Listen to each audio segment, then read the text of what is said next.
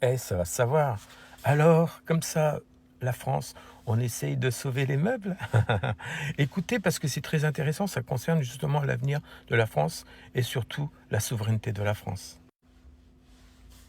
Les propos de Daniel Gremillet parce que je pense que la question derrière tout ça, parce qu'on est assez d'accord finalement sur le fond, c'est vraiment un problème de souveraineté, de crédibilité des élus, de la capacité qu'on peut encore avoir à peser sur les décisions. Absolument. Je veux dire qu'aujourd'hui, la remise en cause de notre démocratie par un certain nombre de partis politiques notamment, elle est liée au fait qu'on nous donne plus crédit sur la capacité qu'on peut avoir à changer les choses.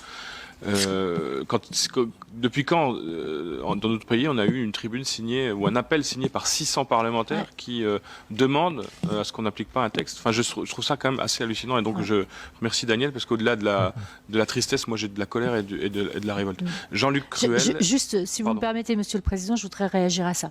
C'est exactement ce que le Premier ministre est allé défendre auprès de Madame von der Leyen hier. C'est des conséquences. On a les conséquences économiques, les impacts sur les filières, etc. Mais il y a une conséquence politique extrêmement forte. Et on est dans une zone politique en Allemagne un peu compliquée, ça ne vous a pas échappé. En France aussi, ça ne vous a pas échappé. Et si vraiment, contre la France, contre la vie de la France, un pays aussi important dans l'Union européenne prend la décision de passer outre tout, je pense que ça pose un problème politique majeur. Vraiment, je le dis, et c'est ce qui a été porté le Premier ministre auprès de Mme Ursula von der Leyen. J'espère que ce discours sera entendu. Et oui, c'est un problème de souveraineté. Ça montre que cet accord de libre-échange Mercosur, s'il est signé, c'est la fin de la souveraineté française. C'est-à-dire que nous n'aurons plus le droit de décision sur des accords d'échange commerciaux que l'on faisait bien avant que nous soyons dans ce système européen. C'est-à-dire que toutes les entreprises commerçaient de manière équitable. Je dis équitable, et là, c'est pas du tout équitable. C'est-à-dire que si nous importons de la viande bourrée aux hormones de bœuf ou de poulet, ou des légumes bourrés de pesticides, c'est plus équitable, puisque nos agriculteurs, eux, font l'effort de faire des produits de qualité.